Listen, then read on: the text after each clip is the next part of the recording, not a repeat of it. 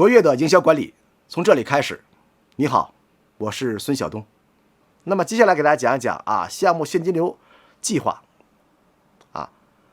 你看我在万达的时候特别有意思起初进万达的时候没有感觉，没有经验进万达呢，它呢有一个叫模块化的管理方式。万达呢花了将近7个亿做了一个 OA 系统把一个项目从拿地开始到最后如何去开业交付纵向切分成318个节点。那它第一个节点是什么呢？是吧？我在山东济宁就赶上这个节点了。我那是在湖北襄阳，在清盘的卖商铺把这108个铺卖给一个老板，跟他的谈判谈的这种兴致浓浓。这一单1.7个亿哦，是吧？万达的大单，万达的这个最大的个人交易的这个大单记录是我保持的，是吧？这谈的之后他朝天了，集团来电话了，您是孙总吧？是吧？通知您一下本周末到山东济宁开项目启动会，您是山东项目的这个营销副总，所以必须要去参加他第一个节点叫项目启动会。我说这个节点是什么时候触发的呢？这个节点拿地挂牌前挂牌之日，就这个地还没摘牌呢，摘牌日前倒推1个月这天是我们要开启动会的一个点。一个总经理带5个副总到一个陌生城市开一个会。我说你地还没摘呢，是吧？摘牌需要1个月，摘完牌做总图最快要3个月，是吧？到开盘最快也得7、8个月才能完成了。我现在过去，你图纸也没有，产品也没有，市场也没有，而且跟几个陌生人在一块吃个饭喝个酒，有什么意义呢？我说我不去我这还忙着呢，我这有大单，一单能签一个多亿呢，您可不去可不行，是吧？这是 A 类指标，是决策指标必须要去，没办法呀是一节点去吧。到了山东济宁，和6个陌生的高管工程总、设计总、成本总在握手，项目总，然后在一起吃一餐饭，待了2天走了。起初我不理解这个节点是干什么用的，后来发现了这个节点太重要了在项目挂牌的时候，证明这个地我们能摘下来了，是吧？一个总经理带着5个副总，工程设计、成本、财务、营销5个副总干嘛呀？要编制一个项目现金流计划，让一个营销人要了解这个项目的现金流的计划，什么时候缺钱，什么时候支付，让营销的计划、回款计划一定和我们的项目支付计划有效的匹配。那么这就是一个先进公司的一个特征，就是我们的钱一定是用到刀刃上，一定是科学的。我卖了钱回来立马就支付，是吧？我房子盖的和我卖的是一个节奏的，让营销人读懂一个项目开发计划，让营销的工作来保证项目有效开发，把钱用的最合理，用的不多1分也不少一分这才是真正的一个项目管理别的人做一个综合体可能要7、8个亿启动费用，在万达最多2亿多。为什么？就他的这种资金利用的效率是非常高的，切记借给你款，是吧？什么时间办4证，什么时候开发贷回来，开发贷回来转天就能开盘保证最好的现金流的利用率别人1个亿只能建一栋住宅，我们1个亿能建个综合体，是吧？换句话说，别人要7、8个亿做一个综合体的启动，而我们2、3个亿，这样的话我们在同一时间内就可以比别人多做3个、5个项目。所以的话呢，每一个成功的企业的背后都是科学的管理，有效的去执行。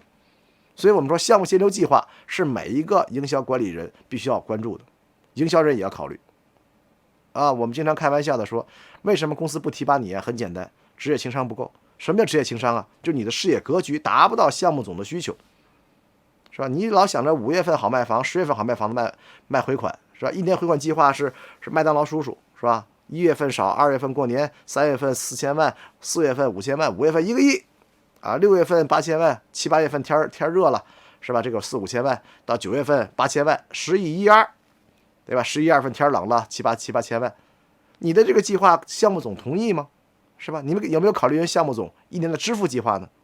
是吧？跟你的 M 型的麦当劳叔叔的是正相反的，是 W 型的，每年春节前2月份之前，是吧？要年关难过跟付款，到3月份总包 EPC 进场了人不需要你回款了，你4、5月份回了好多钱，账上趴2、3个亿，结果集团一看，你看钱趴在账上用不出去，得了给我吧，怕钱调走了，前家把你的卖的钱调走了，你6月份工程款要支付了，干嘛？6月份农忙时期了，肯定到封顶节点，人家总包商你要钱来了，你没钱，6月份你没有指标，要找集团借钱去了，是吧？到7、8月份的时候，是吧？人总包的工人回来干活了，不需要付款了，你9月份又开始卖房了，等到年底的时候支付材料款的时候了，你又没有节点了，是吧？人家工程花钱的时候你没钱，所以你的项目总很烦你的，就是你的回钱回的不是点儿上面，虽然你很努力，所以经常会出去给你到集团里边打小报告啊，这个营销人不行，这给我换一个营销总，对吧？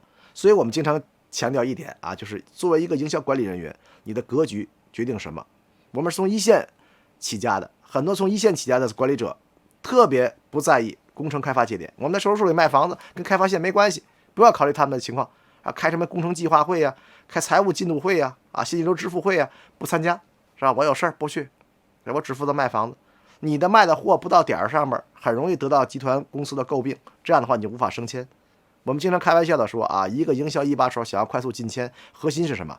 要从外部抗性转化成内部抗性，要从以前销售员、销售经理关注于市场变化，现在要关注什么？企业的痛点啊，做事半功倍的，干讨巧的事情，藏货。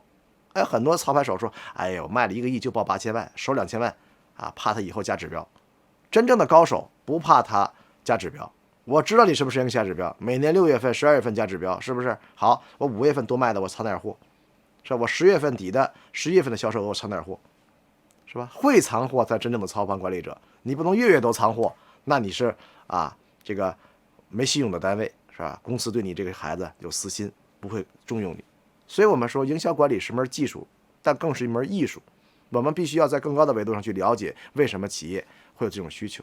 所以，读懂项目现金流计划是每一个营销人、每一个营销管理者必须要高度重视的这么一个技能。在同一个公司，有的营销总受到重用，迅速升迁了，但有的却按兵不动，甚至被受到排挤。为什么？这就是老师刚才讲的一个小故事营销人是从暗场起家的更多是关注什么时间好卖房子，但是往往市场好卖房的时候，不是我企业缺钱的时候，但往往你的冬季了、夏季的时候，正是公司支付需要钱的时候。所以，营销人必须要学会什么？读懂项目现金流的计划。最高境界是什么？就是让我卖房的时候，你支付，让我们的支付计划和我们的销售计划进行有效的匹配。这是一个营销高手的一个计划，是吧？我5月份好卖房，10月份好卖房，好，那你就6月份、11月份支付，能实现吗？哎，这就是好的营销人。把我们的外部抗性和内部抗性有效的统一、合理的利用，你的工作就会非常非常的有效。但是你作为一个营销人，你参加人的项目计划会去了、现金流会议去了，你能提出一个建议吗？是吧？工程总说了我想这个11月份支付这个工程款，项目总不行，拖到年底12月份支付，是吧？你营销总怎么说？哎，项目总该支付就要支付，我10月份我有开盘，是吧？11月份支付是没有问题的。你要能给出一个项目做决策的一个很重要的一个依据，这样的话才能使你的工作更有效，才不怕集团加指标，才不怕他在你没有节点的时候找你要回款。所以我们什么叫做主动工作呀？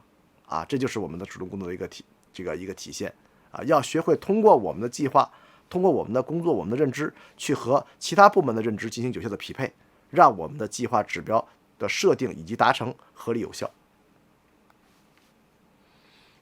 那么现金流量计划表是什么样子呢？给大家展示一下就是我们的现金流量表，首先的表头是我们所有的货值，静态货值，我有多少住宅，我有多少商业我多少写字楼，多少这个办公行政这个车位。那么把它每个月分解到我们的一周贴里边去，这个指标分解能力是每一个操盘手必须具备的你看我们这个图表上面是吧？到底3月份放多少货，4月份放多少货，这都是科学的你看这个图表的签约的时候，你不能说的我今年指标7个亿，把它除以10、除以12，是吧？每个月卖个7、8千万，这样是完全错误的。集团一看你的回款计划表，这哥们儿不会干。首先第一个一定会有一个这个封股和这个封底的这么一个过程第二个就是你把这个计划表、回款表，你再往前翻一页，是吧？打开人工程支付表，能对得上吗？是吧？你5月份有回款，6月份有支付吗？所以这就是我们说的系统化。为什么万达把第一个节点放成项目启动会一个总经理带3个副总干什么？3天、72天、72个小时，编制一个项目现金流计划，让所有的重要管理人员知道这个项目什么时间我有支付节点，让我们所有的管理者要围绕着一个居家过日子、一个项目现金流计划来展开我们的工作。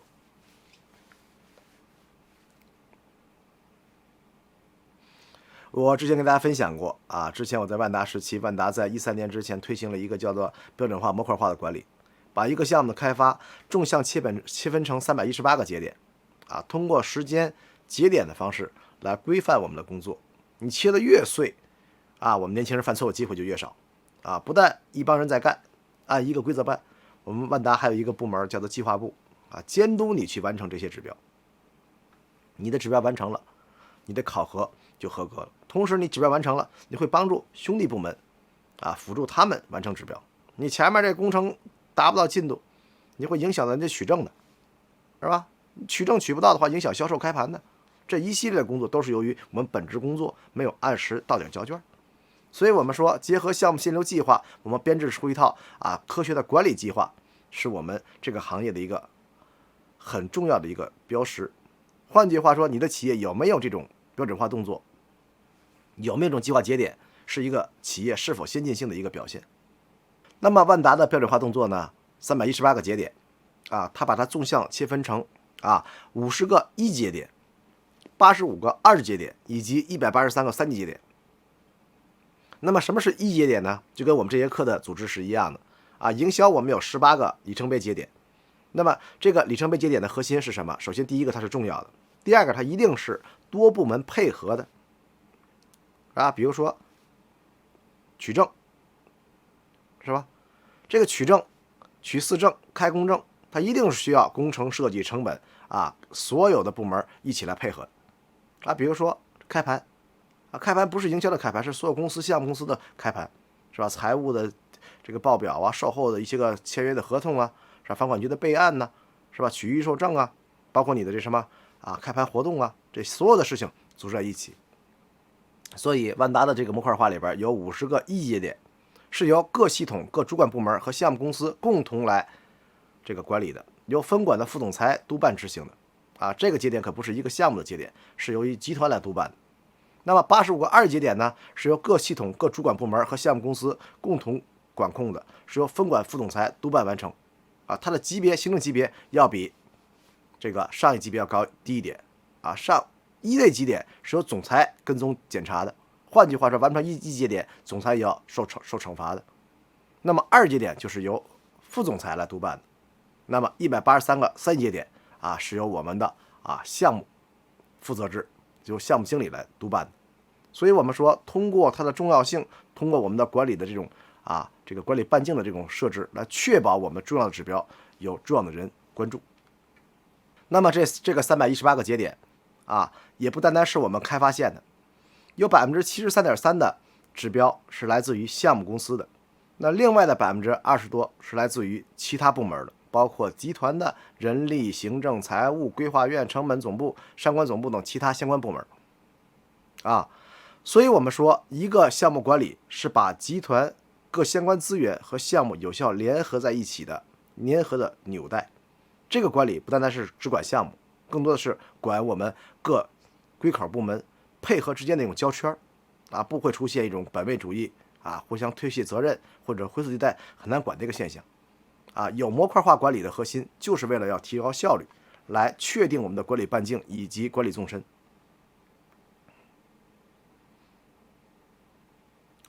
具体的这个每个部门要关注的内容就不在课上给大家简单展开了。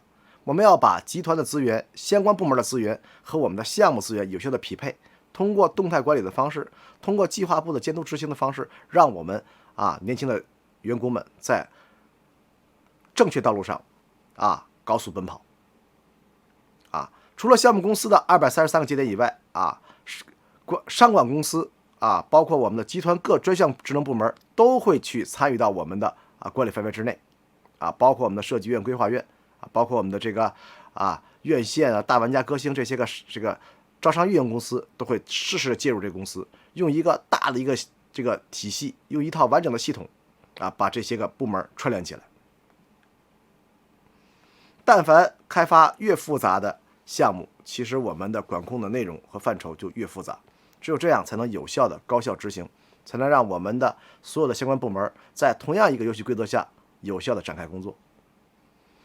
那么项目现金流计划表其实核心的话呢，其实就是我们的一个指标的一个确定和展开的一个过程那么在整个表格使用的时候，我们一定会把我们的管理工作纵向拉开，318个节点其实它是按照时间轴来负责的。第一个节点就是公司的班子组建，这个节点什么时间出发呢？就是摘牌日前60天，就是我在拿地前就已开始组建班子了开始筹划谁是总经理谁是副总了。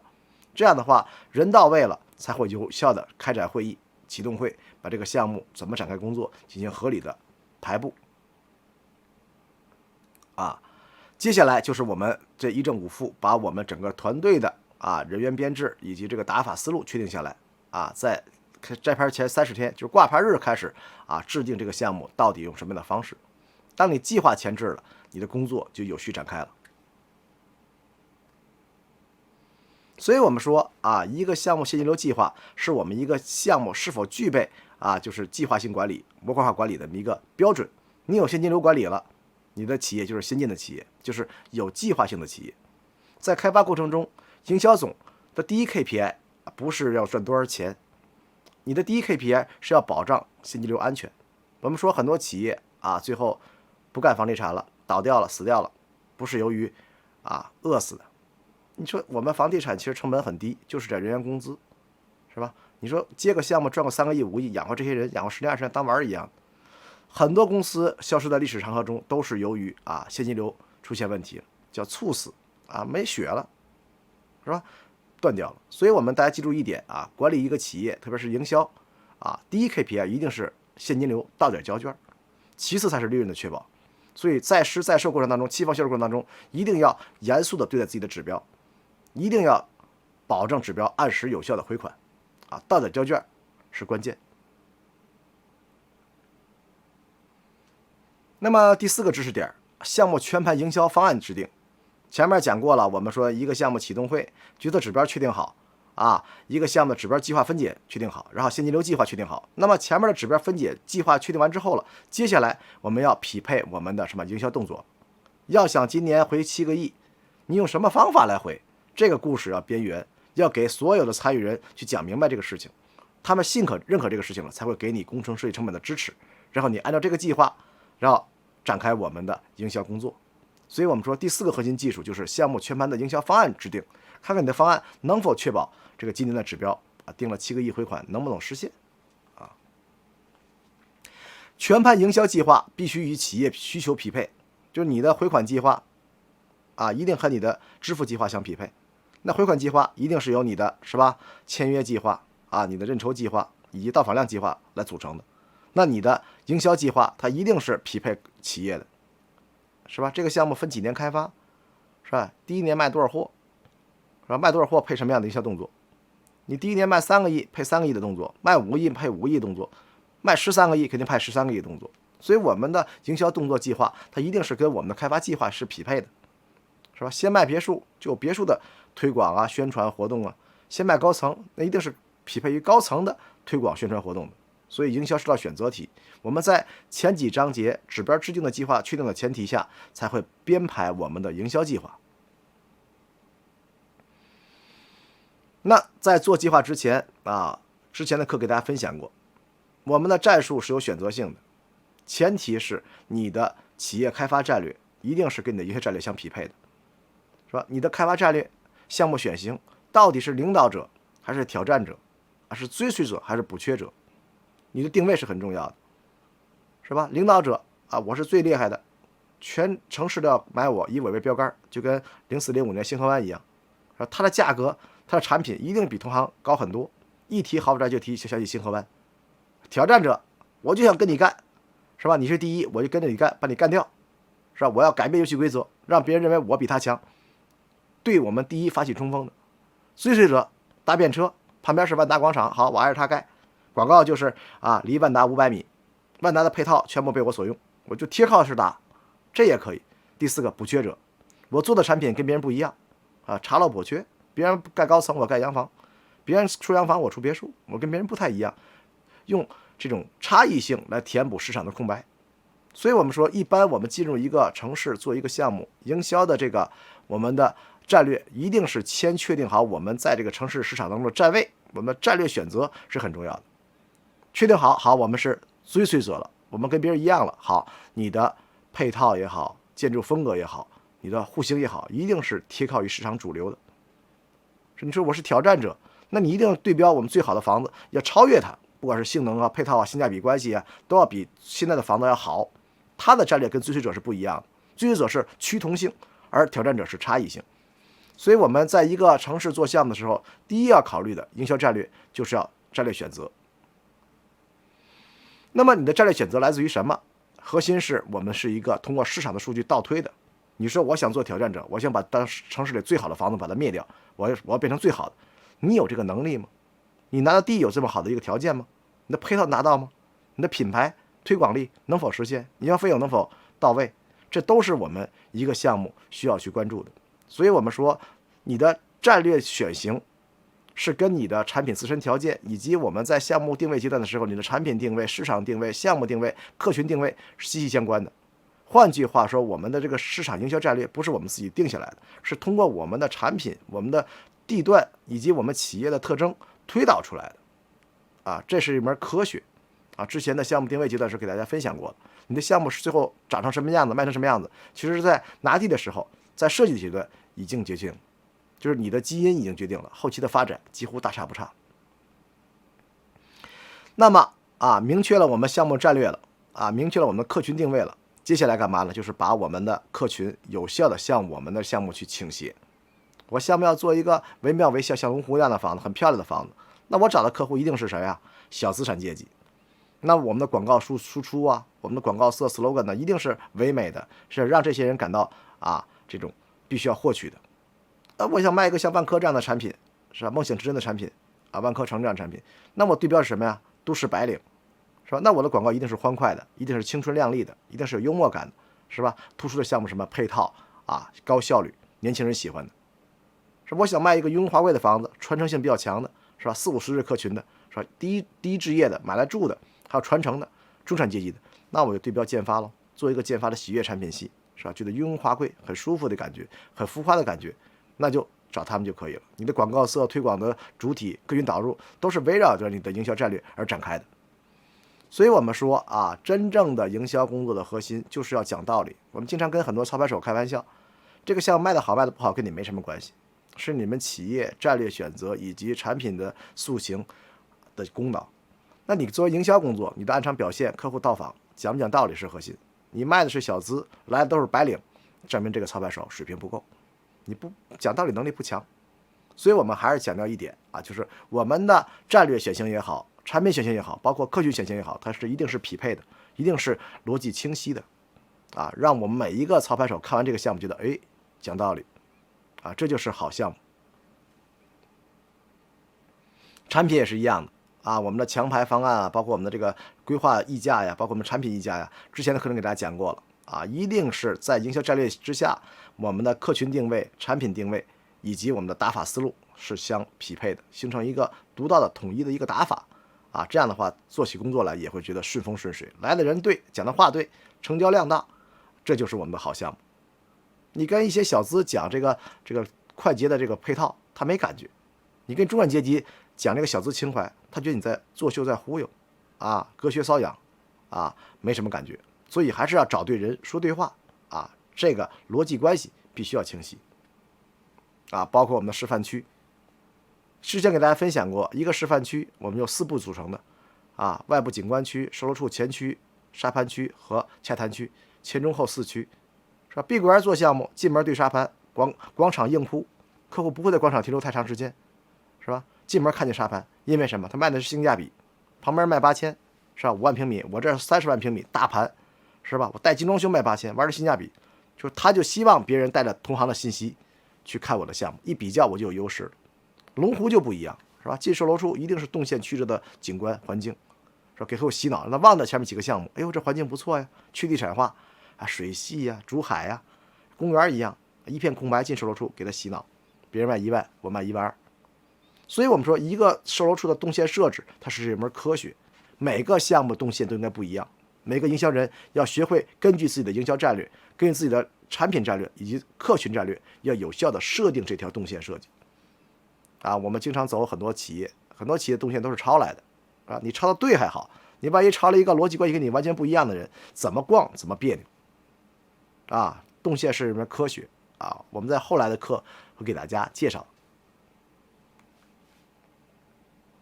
那么最后一个啊，当你有产品了，有客群了啊，有推广思路了啊，有这个动线设计了，接下来就是什么？就是你的工作的推盘图。之前给大家分享过，在第一节课就讲过啊，一个项目的管理从前到后18个关键节点，62个2级关键管理节点，3年5年的时间，你要干这么多的事情，你每一项这个工作开各种会啊，采购各种道具的目的都是围绕了一个主线，我们的产品策略、我们的客群策略以及我们的营销战略。就是你做的这18个1节点以及62个2节点的目的都是要服务于一条逻辑的，否则的话事倍功半，甚至有可能会出现啊这个整相反的一个现象，干了这个事情反而还不如别干这个事情，影响会非常大。所以我们说啊，推盘策略的确认一定是在基于一个逻辑想清楚之后再去执行的。那么有了这些内容了，你的营销费用计划就出现了，对吧？我指标确定好了，是吧？我定好了9月份卖100套房子，8月份指标就是200个筹，7月份指标就是到访1000组客户，只有到访1000组客户，转抽率20%才能认200个筹，只有认200筹，解除率50%才能卖100套房子。这个到访1000转200个筹卖100套房子，这个逻辑是住宅的。你要卖别墅，这个逻辑就错了，是吧？不需要1000组客户，600个就可以了。来600客户就能认150个筹，就能解100套别墅。因为什么啊？别墅的转抽率和解抽率比住宅要高10%到15%。你要卖商铺，前2个逻辑都错了。你要卖100套商铺，你至少认240到250个筹。商铺的解抽率只有40%，要低于别墅和住宅。而商铺的转抽率也相当低，因为产品是非必需品，是吧？它的转抽率没有20%，最多10%，所以你必须要来2000组到访客户，才能转化200多个筹，才能解100套别墅、100套商铺。所以我们说不同产品的你的到访量关系和筹量关系和解抽率关系是完全不一样的，所以你配置的游戏规则、你的宣传通路以及你的营销动作也是不一样的。卖别墅你肯定是高端的这个媒体，小众媒体找有钱人，是吧？你要卖高层，你肯定是广域媒体覆盖老百姓，是吧？媒体选择活动的内容是完全不一样的，会花钱才是真正的操盘手啊！你要学会做自己的营销费用计划。所以之前的课给大家讲过，一个操盘手做一个年度计划、月度计划的时候，分为4步。第一步盘货，你有多少货，决定了你的战役的大与小。我有10个亿的货，今年定的指标是7个亿，10个亿是 A 货啊，定8亿10个亿的货是 C 货，是尾货、牙货，那定5个亿就可以了，是吧？10个亿的货，我3月份取证定7个亿，9月份取证你4亿5就不错了。所以大1是盘货，大2是定指标，是吧？指标7个亿分解到月周天，是吧？3月份卖多少，4月份卖多少，要根据市场的变化和企业的需求。第3什么呀？指标分解。好，定好了，9月份卖1个亿，1个亿的话是由100套房子组成的。那8月份指标是什么？200个筹。7月份指标到访1000组客户。我们7月份考核你这个项目能不能到访1000组客户。那么大3是什么呀？技术支撑。我7月份要到访1000组客户，我需要做什么样的活动，做什么样的宣传？哎，把活动动作分解出来了。